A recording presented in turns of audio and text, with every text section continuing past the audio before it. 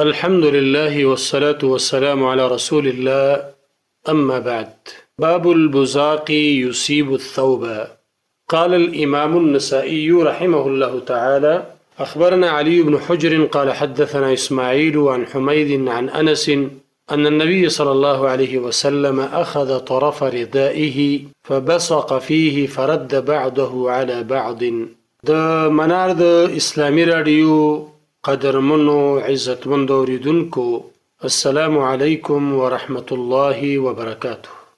درنو اوریدونکو، د امام نسائی رحمه الله په سنن نسائی کې د کتاب الطهارت دی برخه ته رسیدلی یو چې مخکې مو د هغه حیواناتو چې د هغې غوښه خوړلی شي او غوښه جائز وي، نو آیا د هغې تشبول او یا د هغې خوشایان د هغې حکم څه دی، نو هغه حکم مخکې بیان شو. اوس امام نسائی رحمه الله په دې باب کې چې د تیمم نه مخکې ذکر کړی دی او بیا به انشاء الله د تیمم بحث شروع کیږي، ځکه تیمم هم د طهارت دپاره او د صفایۍ دپاره یو سبب دی. لکه څنګه چې اودس په یمنې د انسان صفایي او طهارت حاصلیږي او د هغې په وجه هغه ته مونځ او د الله سبحانه وتعالی عبادت جایز کیږي، نو همداراز تیمم قایم مقام د اوداسه دی او همداراز قایم مقام د غسلو دی. نو دا اخرنی باب دی چې په دې کې امام نسائی رحمه الله حکم د لاړو بیانوي چې لاړې د انسان جامې ته ورسیږي نو حکم یې څه دی. نو حاصل د حکم دا دی درنو اوریدونکو چې لاړې پاکي دي. په دې باندې امام نسائی رحمه الله د نبی کریم صلی الله علیه وسلم عمل ذکر کوي. فرمایي: اخبرنا علی بن حجر، خبر را کړی دی مونږ ته علی زوی د حجر. قال هو حدثنا اسماعیل، مونږ ته بیان کړی دی اسماعیل. عن حمید، هغه نقل کوي د حمید نه. عن انس، هغه نقل کوي د انس رضی الله عنه نه. ان النبي صلی الله علیه وسلم اخذ طرف ردائه، چې یقینا نبی کریم صلی الله علیه وسلم راواغست طرف ته څادر خپل، فبصق فيه، پس لاړې ټوکړي پای کې، فرد بعضه على بعض، به یو بل سره ومګه راومګه، پس رد که بعضې د څادر په بعضې نورو. رد دا معنا چې دغه طرفونه یو بل سره راواغستل او داسې سره ومګل، نو هغه لاړې پای کې ختمې شوې. دا عمل نبی کریم صلی الله علیه وسلم کړی دی او دلیل دی په دې خبره باندې چې لاړې پاکي دي.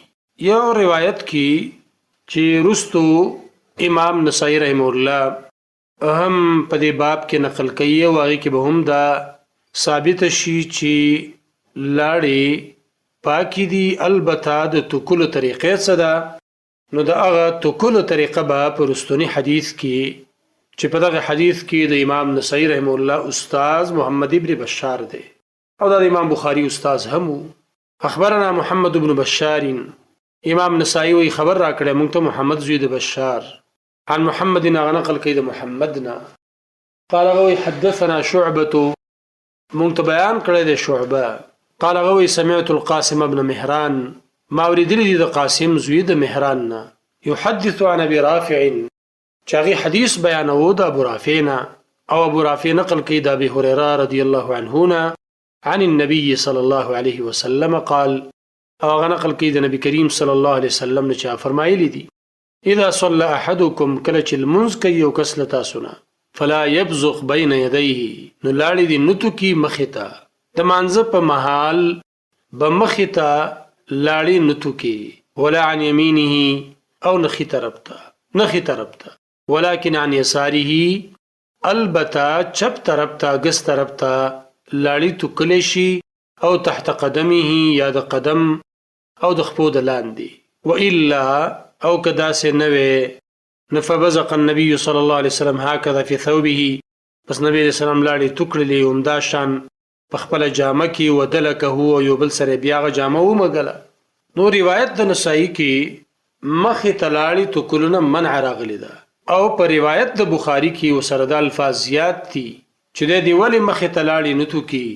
وی فإن الله قبل وجهه، ځکه الله سبحانه وتعالی د مخې ته دی. نو تعظیما لله سبحانه وتعالى د الله د تعظیم د وجنا مخ ته لاړې توکل منع دي. او علامه ابن عبد البر رحمه الله فرمایي هو كلام خرج على التعظيم لشأن القبلة، او دا د قبلې د تعظیم د وجنا د طرف ته لاړې توکل منع دي، نه دي جایز. ولا عن يمينه خي طرف ته منتو کی. امام بخاری پر روایت کې دا زیادت ده فإن عن يمينه ملكا، ځکه د خي طرف ته ملک ده. او ابن ابي شيبه کې چې کوم روایت راغلی دی نو التوایی فإن عن يمينه كاتب الحسنات، د خي طرف ته د حسنات کاتب ملک ده چې د نیکی لیکي، انسان نیکی لیکي نو خي طرف ته د لاړې نه تو کی. او طبرانی کې د الفاظ نقل دي چې دا دی ونی مخ ته لاړې نه تو کی او خي طرف ته دی لاړې نه تو کی. و فإنه يقوم بين يدي الله تعالى، ځکه د الله مخ ته ولاړل. وملك عن يمينه، او ملک د خي طرف ته دی. وقرينه عن يساره، او د قرین چپ طرف ته دی. قرین د دغه ملګری هغه یسار طرف ته دی، چپ طرف ته دی. نو على كل حال په حدیث مبارک کې د دې خبرې بیان وشو چې د مانځ په محل خي طرف ته او مخ طرف ته لاړې توکل ناجایز دي. او که خامخا سړی لاړو تنکلی نو به د چپ طرف ته توکي، او یا د خپل خپو د لاندې توکي. او نبی رسول الله صلی الله علیه وسلم هغه په خپل جامه کې یا په خپل څادر کې په یو طرف کې لاړې توکلی دي او یو بل سره بیا مکلی دي. باب بدء التيمم. امام نسائی رحمه الله یو بل باب قائم کړی دی کتاب الطهارت کې په عنوان د بدء التيمم، معنا د تیمم شروع. په اسلام کې د تیمم شروع په څه طریقه باندې وشوه، په کوم کیفیت باندې وشوه، د کوم ځای نه وشوه، داغه لپاره امام نسائی رحمه الله واقعه د بیبي عائشه رضی الله عنها بیانوي او داغه په روایت بیانوي. نو تیمم د اوداس نه وروسته ذکر کړه دا خلیفہ دی د اوداس، قائم مقام دی د اوداس، چوب کله نه نو تیمم هم ذریعہ ده او سبب دی لپاره د طهارت او د پاکۍ. اخبرنا قتيبة، امام نسائی رحمه الله وی خبر را کړی د مونږ ته قتيبه. نو په دې ارتباط باندې امام نسائی رحمه الله وی اخبرنا قتيبة، خبر را کړی د مونږ ته قتيبه ابن سعید بغلانی عن مالک، هغه نقل کوي د مالکنا، عن عبد الرحمن بن القاسم، هغه نقل کوي د عبد الرحمن زوی د قاسمنا، عن ابيه، او عبد الرحمن نقل کوي د خپل پلار قاسمنا، عن عائشه رضی الله عنها، هغه نقل کوي د عائشه رضی الله عنها قالت عائشه بي فرمایي خرجنا مع رسول الله صلى الله عليه وسلم في بعض اسفاره، ووتلو من د رسول الله صلى الله عليه وسلم سره په بعضی سفرونو کې، حتى اذا كنا بالبيضاء، تر دې چې موږ البيضاء مقام ته ورسېدو، او ذات الجيش یا ذات الجيش ته ورسېدو. انقطع عقد لي، اوشکې د یو امیل چې زماو. فاقام رسول الله صلى الله عليه وسلم على التماسه، پاتې شو رسول الله صلی الله علیه وسلم داغي په طلب. واقام الناس معه، خلق مسر پاتې شو الالتا، وليسوا على ماء، او په داسې حال کې چې دوی نو په اوبو باندې دلته اوبه نه وي، کوی نو چینه نه وه، وليس معهم ماء، او د خلکو سره اوبه هم نه وي. فاتى الناس ابا بکر رضی الله عنه، نو خلک راغله ابو بکر رضی الله عنه ته، فقالوا ورته ویل الا ترى ما صنعت عائشه، آیا ته نه ګورې چې عائشه څه وکړل؟ اقامت برسول الله صلى الله عليه وسلم وبالناس، رسول الله عليه الصلاه والسلام ایثار کو، خلک می ایثار کړل. وليسوا على ماء، او په داسې حال کې چې خلک په اوبو باندې نه دي، اوبه هم دلته نشته. وليس معهم ماء، او د خلکو سره په بتکو کې یا په لوښو کې اوبه نشته. فجاء ابو بکر رضی الله عنه، فسراغ ابو بکر رضی الله عنه، پخوا خو بتکی نو، البته مشکونه به او د ګوډو د پوستکو بعضی لوښي به چې هغوی کې به دوی اوبه ساتلې له ځان سره، غړکۍ وغیره. فجاء ابو بکر رضی الله عنه، فسراغ ابو بکر الله دې راضي شه لدنه، ورسول الله صلى الله عليه وسلم واضع رأسه على فخذي قد نام، او رسول الله صلی الله علیه وسلم اخودن کې سر لره زما پورون، فقد نام چې یقینا ود شوی، فقال ابو بکر ویلی حبست رسول الله صلی الله علیه وسلم والناس، رسول الله علیه السلام دی مثال کړی دی، خلقم دی سار کړی دی، وليسوا على ماء په داسې حال کې چې دوی په اوبو نه دي، اوبه نشته دلته، وليس معهم ماء نه د خلکو سره اوبه شته دی. قالت عائشه بیبي وایي رضی الله عنها فعاتبني ابو بکر، ملامتک مال ابو بکر، زم ابو بکر ډیر زیاته ملامت کړم. وقال ما شاء الله يقول، او ویل نو ما شاء الله چې سی ویلا غیرته ویلي. فقالوا غصورته وجعل يطعن بيده في خاصرتي، او شروع شو چې په دې لاسي په دې تشي کې وهلم.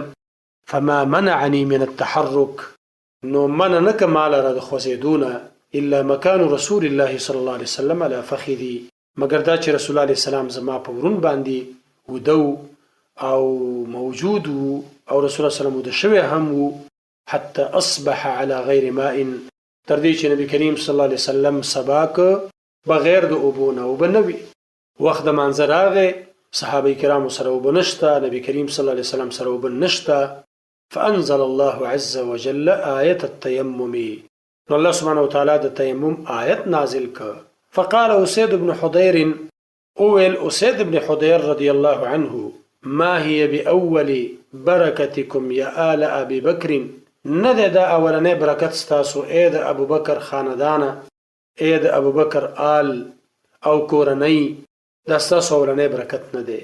معنا دا چې بل هي مسبوقه بغيرها من البركات، بلکې دینه مخکیم ډیر زیات برکتونه الله سبحانه وتعالی ستاسو د وجه نه په دې امت باندې کړی دي، او دا د هغې برکاتو یوه حصه ده.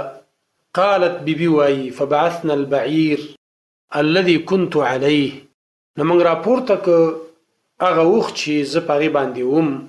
فوجدنا العقد تحته، نو موږ پیدا که امیل د هغې د لاندې، د هغې د لاندې اوښ د خپلې خېټې د لاندې کړی و، او موږ پسې په نورو ځایونو کې ګرځېدلو.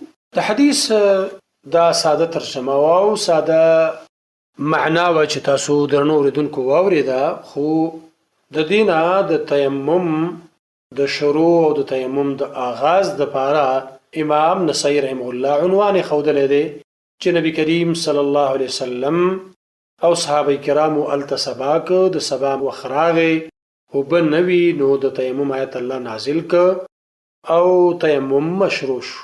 په حدیث کې او په روایت کې اولنی لفظ د البیدا راغلی دی چې دا ناشنا لفظ دی.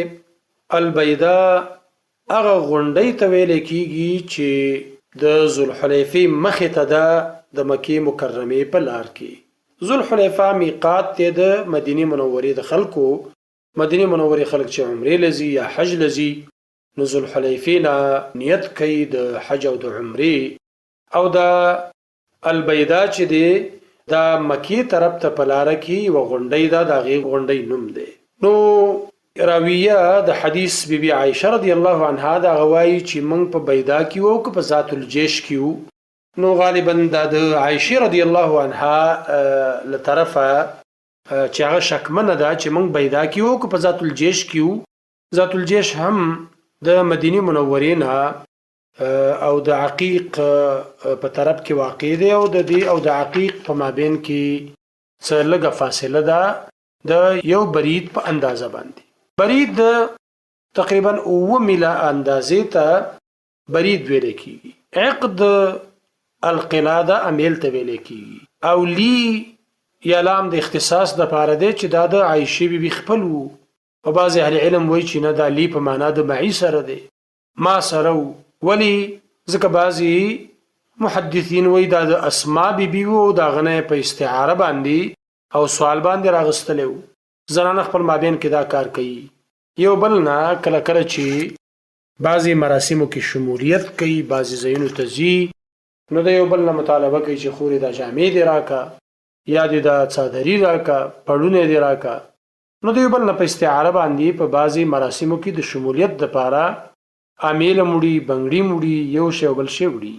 علی التماسه، یعنی دا لاجل طلبه، دا هغه د طلب د وجې نه نبی علیه السلام ایثار شو، صحابه کرام ایثار شولو، موږ ټول ایثار شو. نو دلته بیبي عایشې رضی الله عنها د خپل پلار کنیت باندې تصریح کړې ده. داسې ونه ویلي چې فجاء ابي، پلار مې راغی نو فجاء ابو بکر رضی الله عنه نو مې اغسته دی دا ځکه چې علامه سیندي وایي تنبیها على انه ما راعى الابوه في الغضب في الله د ابوت او د پلار ولې لحاظ ونکړ ځکه د الله لپاره غوسه شوی او قار ورغلی نو هغه د ابوت هغه نو ځکه عام نوم ورلاغسته او فبعثنا البعير کې هغه اوخم راوچت که یا فبعثنا علامه سیوطي وی آثرناه موږ په ټولو خانو کې داغه انتخاب وکړ چې دغه اوخ به وګورو او دغه اوخ به پاتسو هغه اوخ چې په حالت د سفر کې په حالت د سیر کې موږ پاغي باندې وو نو هغه اوخ هم انتخاب کو چې چتم کو نو عامل داغه د لاندې پروت باب التيمم في الحضر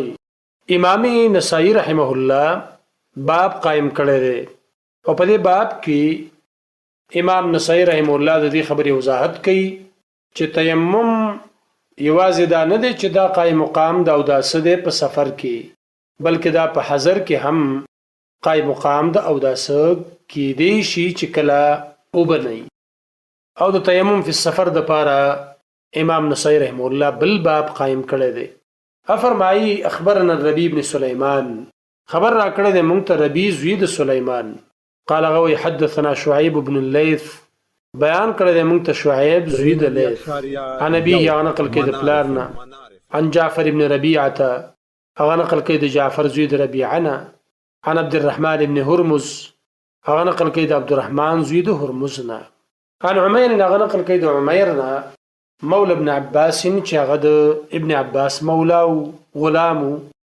انه سمعه چې د اوریدلی دی د عبد الله ابن عباس رضی الله عنه لا یقول او فرمایل اقبلت انا وعبد الله ابن يسار رالم ز او عبد الله زوی د يسار كم عبد الله ابن يسار مولا ميمونه چې د ميموني مولا او غلام حتى دخلنا على ابي جهيم ابن الحارث ابن السمه الانصاري رضي الله عنه تردي چې مونږ رالو ابو جهيم زوی د حارث زوی د سمه انصاری ته فقال ابو جهيم ويل اقبل رسول الله صلى الله عليه وسلم من نحو بئر الجمل رسول الله عليه الصلاه والسلام د بئر جمل لطرف نراغه ولقيه رجل او سر مخامخ شي وسړی فسلم عليه السلام واچو پاغه باندې فلم يرد رسول الله صلى الله عليه وسلم نو رسول الله صلى الله عليه وسلم جواب ورته ورنک حتى اقبل على الجدار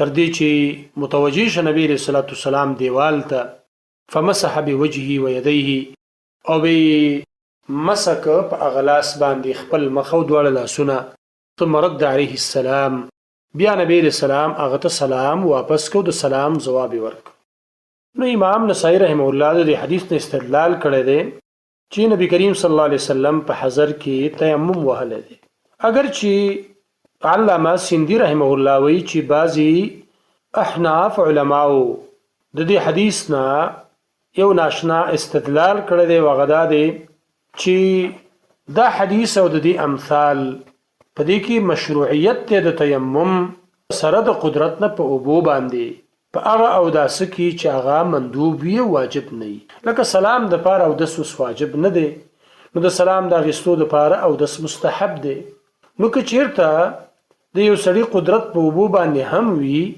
خو په مستحب او داس کې داغي قائم مقام تیمم کې دی شي اگر که د سړي قدرت په اوبو باندې هم وي خو په واجب او داس کې دا نشي کولای التيمم في الحضر دویم عنوان ته ضرورت نشته ځکه مخکې باب التيمم في الحضر ذکر دی خو په دې کې هم د تیمم د مشروعیت په اړه باندې مزید وضاحت شوی دی اخبرنا محمد بن بشار امام نسائی خبر را کړی مونږ ته محمد زوی د بشار قال غوي حدثنا محمد مونږ ته بیان کړی دی محمد قال غوي حدثنا شعبة مونږ ته بیان کړی دی شعبه عن سلمة د سلمنا عن ذر نقل كيد ذرنا عن ابن عبد الرحمن بن أبزة نقل كيد زويد عبد الرحمن زويد أبزانا عن أبيه نقل كيد خبل بلار عبد الرحمن أن رجلا أتى عمر رضي الله عنه وصلي راغي عمر رضي الله عنه تا فقال غورت ويلي إني أجنبت يقينا جنب شوم فلم أجد الماء ما پیدا نکړي وبه. قال عمر رضی الله تصلي منځ مکوه. یو سره راغې استفتاء وکړه د عمر رضی الله عنه نه، هغه فتوا وغوښتله چې زه جرب شوم او به مې پیدا نکړي، څه چل وکم؟ نو عمر رضی الله عنه فتوا ورکړه چې منځ مکوه. فقال عمار بن ياسر، پس ویل عمار زوی د یاسر، یا امیر المؤمنین، اے امیر المؤمنین عمر، اما تذکر اذ انا وانت فی سریه، ایستا یاد ندی چې کله زه او تاسو جهاد ته وتلیو په یو قافله کې. سریه هغه قافله ته وایي چې رسول الله علیه السلام پکې تشریف نه لري. صحابه کرامو من نبی علیہ السلام څوک امیر مقرر کړی او نبی علیہ السلام لګلی وي دته سریه وایي. او غزوه ته وایي چې نبی علیہ السلام په خپل پای کې تشریف فرماوي، په خپل کې موجود وي. وستا یاد ندی امیر المؤمنین کله چې زه او ته په یو قافله کې وو، فاجنبنا او منګه جنوب شلو، منګ ته جنابت را ورسېده. فلم نجد الماء، نو پیدا نکړې من اوبه. فاما انت فلم تصلي، هر چې ته وینو تا مونځ ونک. واما انا هر چې زوم فتمعكت في التراب، نو پس زه ورغختلم په خاورو کې. فصليت، پس ما مونځ وکړ.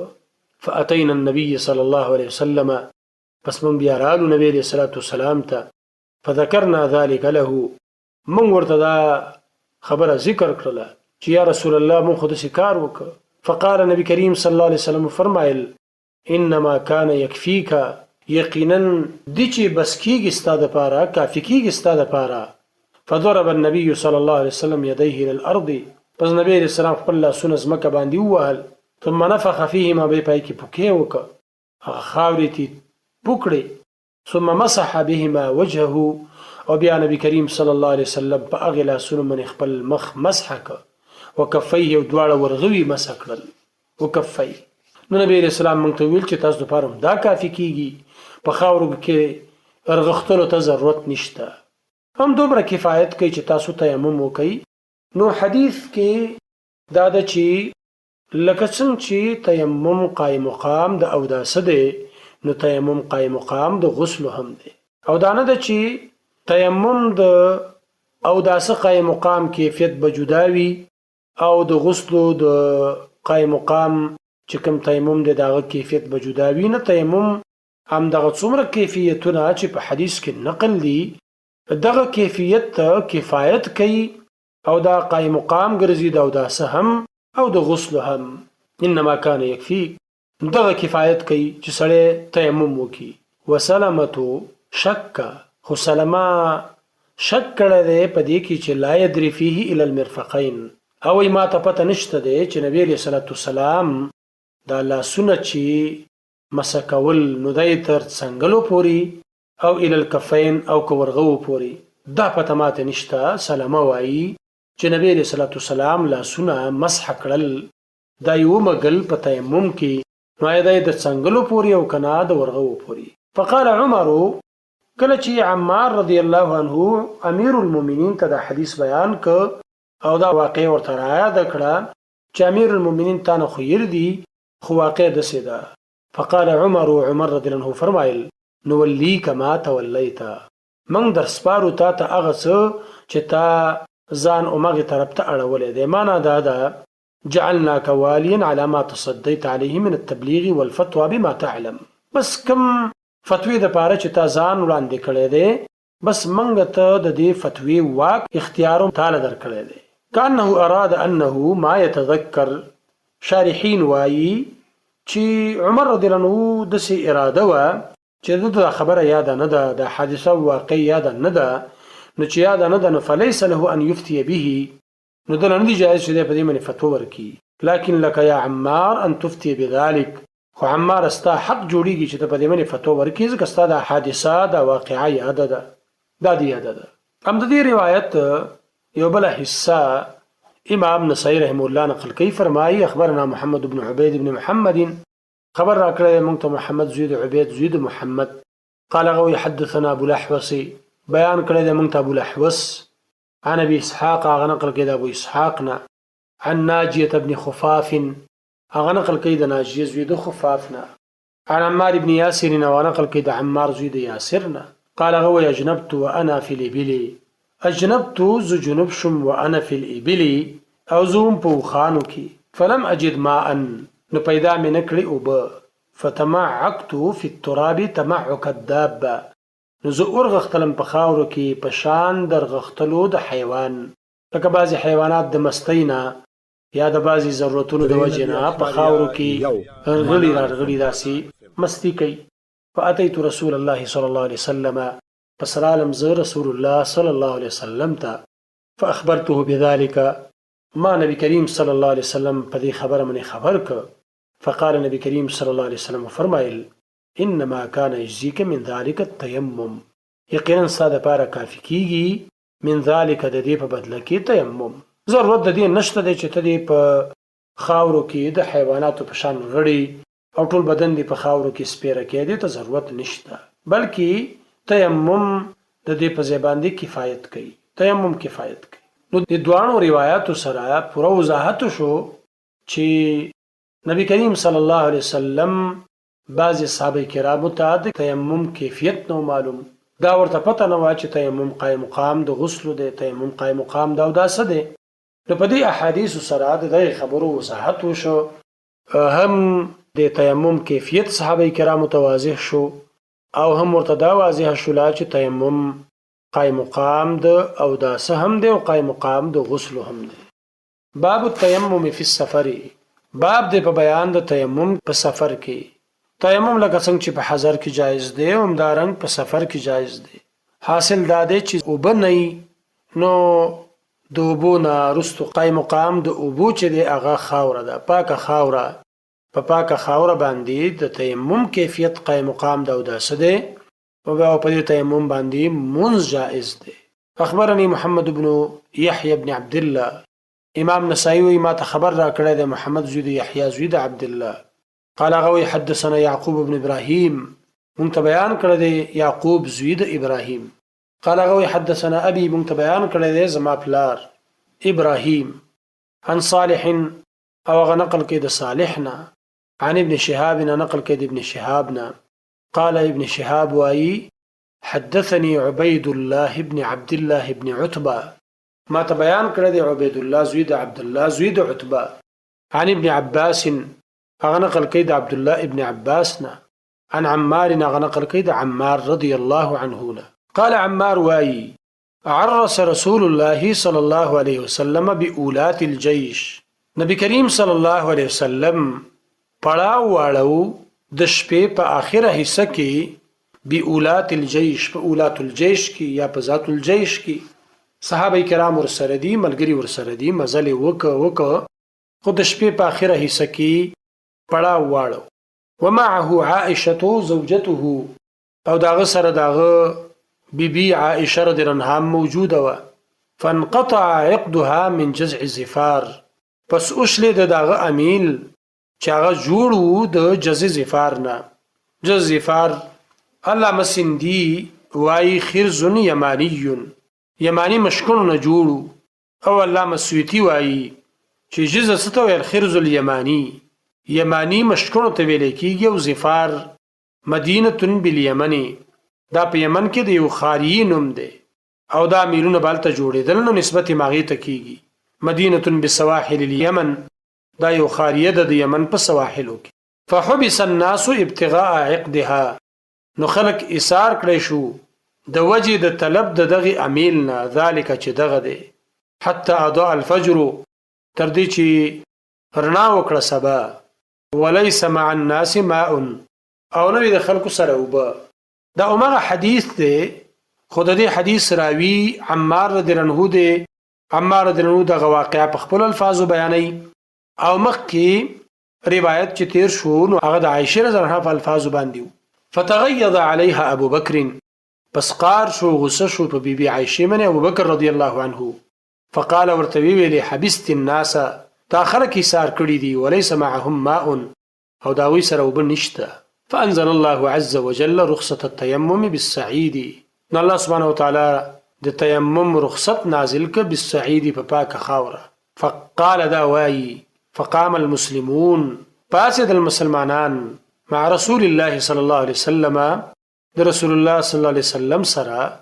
فضربوا بأيديهم الأرض، پس او والاغوی خپل لاسونه پس مکه. ثم رفعوا أيديهم، به راوچت کړ خپل لاسونه ولم ينفضوا من التراب او وی نه څنډل د خاورونه شي نه هیڅ شي خاور یې نه څنډلې فمسحوا بها وجوههم وايديهم الى المناكب نو مسح کړي پاغه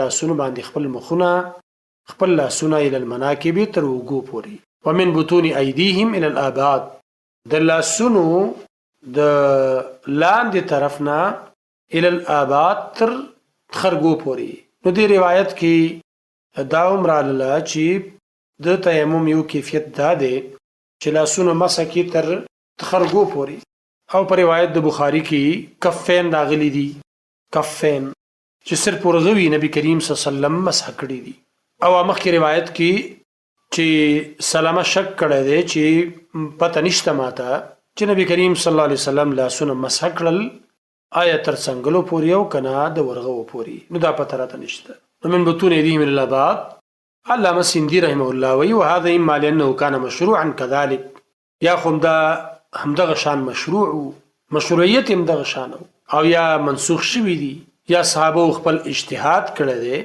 او صحابه کرامو د نبی اسلام نه پوښتنه نه ده کړې نو دوی خطأن په دې کې واقع شوي دي والله تعالی اعلم خود دې حدیث ته معلومه شوه چې صحابه کرام د نبی کریم صلی الله علیه وسلم سره په سفر کې او په سفر کې هغوی تیمم وو نو امام نصیر رحمه الله دا حدیث قائم کړی دی او په دې کې استدلال کړی دی په دې باندې چې په حالت د سفر کې تیمم جائز دی الاختلاف فی کیفیت التیمم اختلاف په کیفیت د تیمم کې دې کې امام نصیر رحمه الله اشاره کوي د خبرې ته چې د تیمم کیفیت د نبی کریم صلی الله علیه وسلم نه په مختلفه طریقو باندې نقل دی اخبرنا العباس بن عبد العظیم العنبری امام نسائی وی خبر را کړی مونږ ته عباس زوی عبد العظیم عنبری قال غوی حدثنا عبد الله بن محمد بن اسماء مونږ ته بیان کړی دی عبد الله زوی محمد زوی اسماء قال عبد الله وی حدثنا جويريه عن مالك مونږ ته بیان کړی دی جويری د مالک نه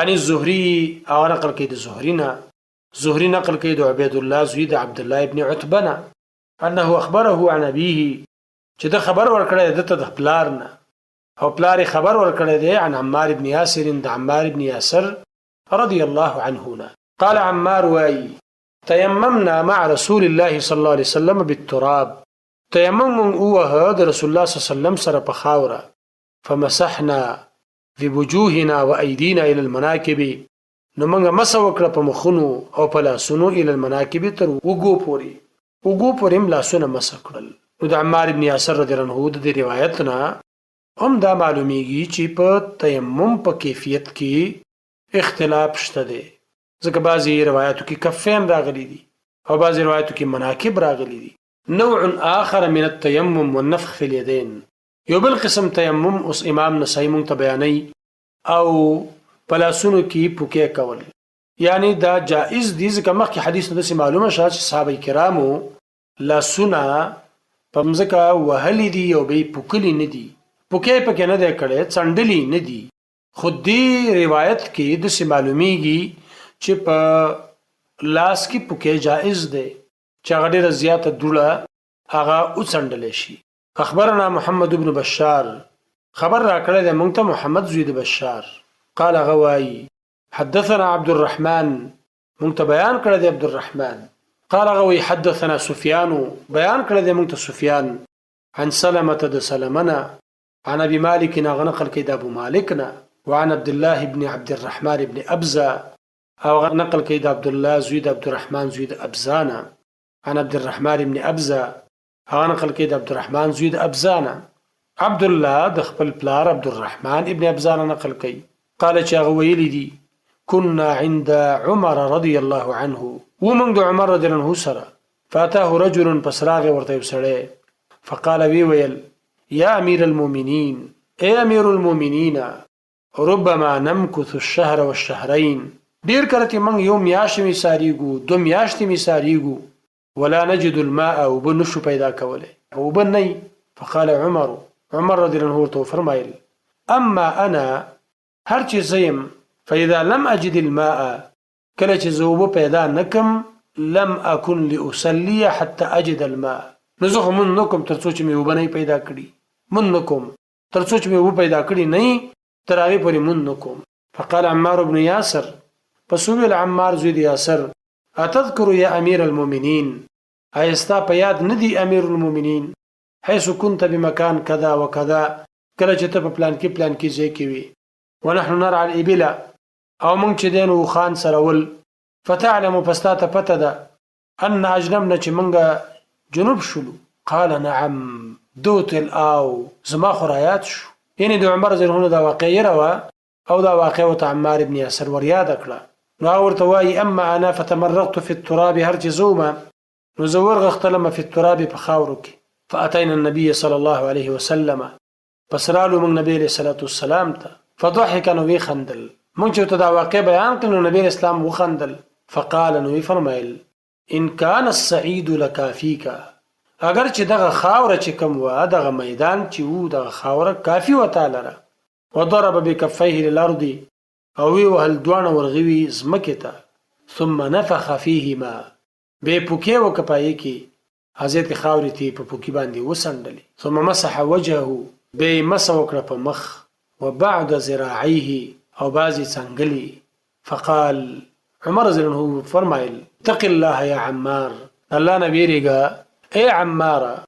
فقال عمار ورتویل یا امیر المؤمنین ان شئت لم اذكره، امیر المؤمنین لك استا خوخی، لم اذكره زبین ذکر کوم، زبدا واقع نه بیانوم که استا خوخی.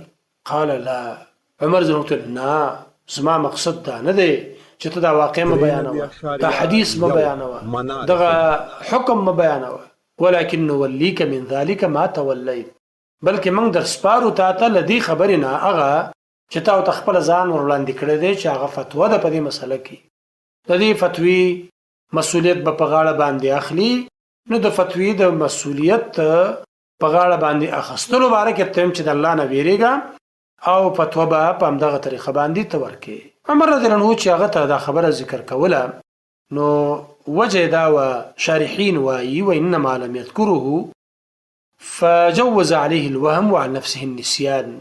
دا واقع نه و یاده، نو دا فکر و چې شاید هغه وهم کړی او په خپل ځان باندې د نسیان نه یریده، نو د دې وجه نه هغه دا خبره وکړه هغه ته.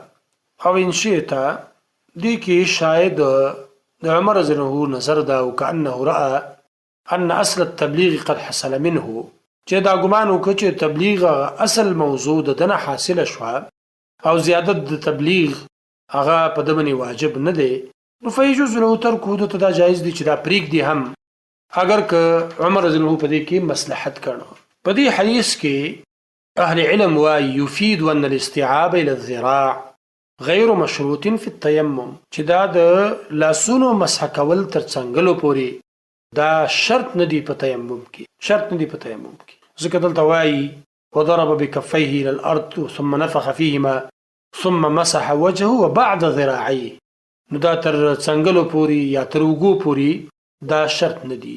نو امام نسائی رحم الله په دې حدیث کې یو بل کیفیت او نوعیت تیمم بیان ک، لکه په اولنی حدیث کې فمسحنا بوجوهنا وايدينا للمناكب وګو پورې خبره وا، او په دې دویم حدیث کې د وګو تذکره نه دراغلی، بعض ذراعيه لفظ راغلی دی، بعضی صد څنګلی نبی رسول الله په دې کې مسح کړي. دا بل نوعیت او کیفیت د تیمم شو. او دویم استدلال چې امام نسائی د حدیث نقل دی هغه دا دی چې لاسونه د زمکه ته راخکته کړه، زمکه دی واله، زمکه نه چې کوم هغه دی اوچته کړي، نو هغه پوکل جایز دی، ضرور نه ده چې هغه د خامخه په ډیرو خاور باندې ککړی او ډیرو خاور باندې ته د مخه ککړ کې او لاسونه ککړ کی. نوع آخر من التيمم، یو بل نوعیت یو بل کیفیت امام نسائی رحم الله بیانوي. اخبرنا عمرو بن يزيد، خبر را کړی د مونږ ته عمرو زوی د یزید، قال غوي حدثنا بهز، مونږ ته بیان کړی د بهز، قال غوي حدثنا شعبة، مونږ ته بیان کړی د شعبه، قال غوي حدثنا الحكم، مونږ ته بیان کړی د حکم، عن ذرنا عن ابن عبد الرحمن ابن ابزه عن ابيه، هغه نقل کوي د عبد الله ابن عبد الرحمن ابن ابزانه، او عبد الله نقل کوي د خپل پلارنا عبد الرحمن ابن ابزانه. پلار وایي ان رجلا يسري سأل عمر بن الخطاب رضي الله عنه عن التيمم، پوښتنه وکړه د عمر زوی د خطاب نه د تیمم باره کې. فلم يدري ما يقول، نو ده ته پته ونه لګېده چې دی ورته څه ووایي. عمر بن خطاب رضی الله عنه د تیمم باره کې معلومات نه و. فقال عمار رضی الله عنه ویل اتذكر حيث كنا في سريه، ایستا یاد شي چې کله موږ وو په سریه او قافله جهادي کې. فاجنبت زه جنب شم، فتمعكت في التراب، نو زه اورغختلم په خاورو کې. فاتيت النبي صلى الله عليه وسلم، پس زرالم نبی علیہ الصلوۃ والسلام ته. فقال هغه فرمایل انما يكفيك هكذا، یقینا کافی کېږي ستا دپاره هکذا دغه شان. نو انما يكفيك هكذا. وضرب شعبة بيديه على ركبتيه ونفخ في يديه، او شعبه دواړه لاسونه اووال په زنګنونو او به پوکې وکړه په دواړو لاسونو کې. ومسح بهما، او مسح که په هغې دواړو وجه خپل مخ، وکفیه خپل دواړه ورغوي، مرة واحدة یوه پیره. نو دلته بل کیفیت امام نسائی رحم الله بیان که چې د تیمم یو بل کیفیت هغه دا دی چې لاسونه ځمکې ته راخلاص کی او بیا پای باندې مخ مسح کی او د هغې نه وروستو دواړه ورغوي فقط مسح کی.